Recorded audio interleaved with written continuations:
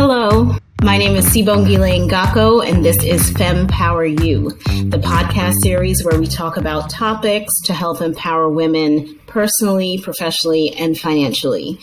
Today, I'm super excited to welcome Rachel Burns. As you're working with clients, how do you empower your clients as they're going through these various life events? We all go through life events pretty much constantly through our lives. And those events have a massive impact on our financial situation. So it's expected that we're going to have many of these events. Some of them are going to be good events. Some of them are going to be bad events. But either way, they're going to make a massive impact on our financial situation. And so we do the best to plan for the future. We do the best to prepare. And when these changes occur, you really have to look back and reassess your plan. And some things are no longer going to work. Some things are, we're not doing that anymore. We're going to do this instead. You have to be adaptable because that's just how life works. And but you have to expect that your financial plan is going to adapt with your life, because financial plans, you don't just like, oh, I got my financial plan together, now I'm good to go for the rest of my life. Like, nope, it's a living, breathing thing that's going to grow with you, and it's going to adapt as you adapt. And so you should be in the mindset that you're always kind of adapting the plan. That's just how it is. And so when someone goes through some sort of transition, I try to help them see, like, look, it doesn't mean that, oh my gosh, you're hopeless. Like, what the plan that you had is gone and you should just give up now. Like, no, this was built to be changed. And we can totally, no matter what the circumstances are, we can make some tweaks so that we get you back on track. Even if your goals have changed, we'll get you on track to your new goals. But it's like, don't worry, things have changed. But we knew that was going to happen. We just didn't know what the details were going to be. Right. So I think that helps, like, reduce stress sometimes in an otherwise stressful transition with clients. What are some of the other situations and life events that you've seen that women can find themselves in that then trigger the need to change how she moves her money? There are so many. So graduating from college, starting a career, retiring, having babies, having your babies move out, moving in with a significant other, even if you're not getting married, breaking up with someone in your family passes away and you inherit money. I mean, all of these things, these are good and bad things that can totally change your financial situation. Yeah. I mean, that's the point. One of these things is bound to happen to you. I mean, no one is immune from life changes. Multiple of them. I mean, in most people, yes, several have happened. Sometimes in 1 year, you might have like 5 of them. You're like, what's happening? But I mean, that's a great point. Yeah. We talk about life events and we think, the biggies, marriage, death of a loved one, divorce. But yes, there are so many other kind of micro events that happen in our lives. And to your point, these are all opportunities to rethink, is the plan that I had yesterday now applicable, or does it need to be tweaked? And then going back to what you were saying earlier, such a great point around the need for fluidity, the need for adaptability in terms of how we think of a financial plan. I mean, I've said in past episodes, a financial planning is not an event, it's a process. And so to your point, exactly, it's not a one and done, right? Like, you don't just do it and then you're like, check for the next 50 years. You're constantly having to, rethink it, revisit it, tweak it. And to your point, not necessarily, throw it all out if some aspect of your life changes, but keeping it fluid and being adaptable, just as we have to be adaptable when challenges in life get thrown at us. I mean, it's the same mindset in my mind. Yeah. It's job security for me, because any financial planning that I do for you, in 6 months, it's going to be stale and you're going to need more planning. That's right. You're never done. Okay. That's I know. You're going to need me forever.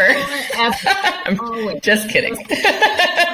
But in some ways, though, it makes it a little less daunting, because the idea of having to like plan out the next, 40, 50, 60 years of your life, financially, for that matter, is a totally different proposition than saying, let me take a snapshot of where I am today,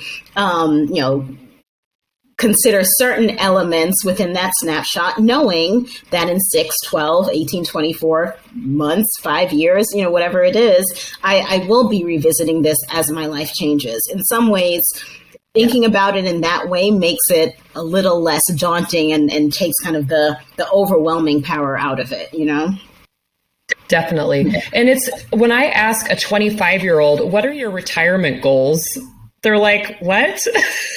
So what is that?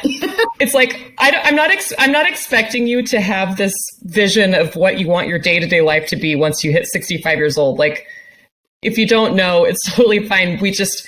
Once we get closer, things become more clear, you get more details, and then you change the plan. It's totally fine. It does take so much pressure off of you now to not have to have everything figured out. And it's probably why a lot of people, but women in particular, delay retirement planning, right? Because at 25, who can really envision what their life will be in the next 5 years, plus in the next 40 years? And so, again, just think about it in those micro steps and, based on your life, your understanding, your needs today, I think is just a great mindset for everyone to have to allow them to, just create something. Yeah. So what financial planning advice do you have for women who are recently single for whatever reason? When you're newly single, it's really overwhelming. And I'm talking just the financial part. Just the financial part is really overwhelming, especially if you haven't been the one that's been managing the finances for a while. That's true. That's totally normal. And if you're not feeling good at finances, it's not that you are born bad at money. You just haven't done it in a while and you're rusty, and that's totally fine. Mm-hmm. And you can learn the things that you need to know to take it over and to be confident. But I think the most important thing before you worry about all the, oh my gosh, I need to learn what this is, and I need to learn what cryptocurrency. I need to learn about all these crazy investment things. It's easy to get overwhelmed with financial stuff. Yes. But what I encourage people to start off with is you need to reassess your goals. It's just as simple as just your own little world. Like, what are you trying to achieve in the short term, in the intermediate term, and the long term? How have your goals changed? Because when you're single, when you're newly single, most likely your goals have changed quite a bit. And before you start strategizing and figuring out what you need to do and what you need to learn and all these things, you need to know where you're going. Like, what am I trying to even accomplish here? And once you've identified your goals, I think it helps make strategizing easier because you're not trying to learn everything all at once. Mm-hmm. You're just like, okay, I need to prepare for retirement as a single person. So I need to figure out what that looks like. And I need to figure out if I'm on track or not. That I can figure out. Like, I can either get some help with it or I can use an online calculator or something. But that's one thing that I need to figure out. Maybe I want to buy a home on my own, and that's a specific goal. I want to do it in the next 3 years. Once you break it down into these super specific goals, and it takes a while to figure these out, by the way. You don't just like, oh, these are my goals. Like, if someone asked me what my goals are right now, I probably wouldn't even be able to tell you. But you just need to put some thought into it and define your goals first before you do the rest. And then once you do that, you're like, okay, I know what I'm trying to do. How am I going to do that?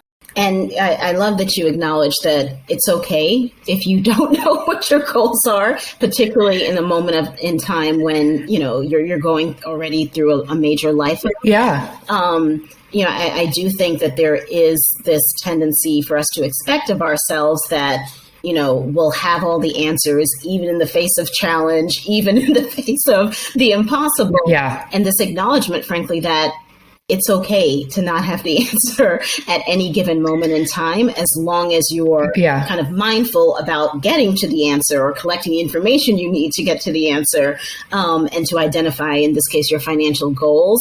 That is a win. That is progress. Yeah.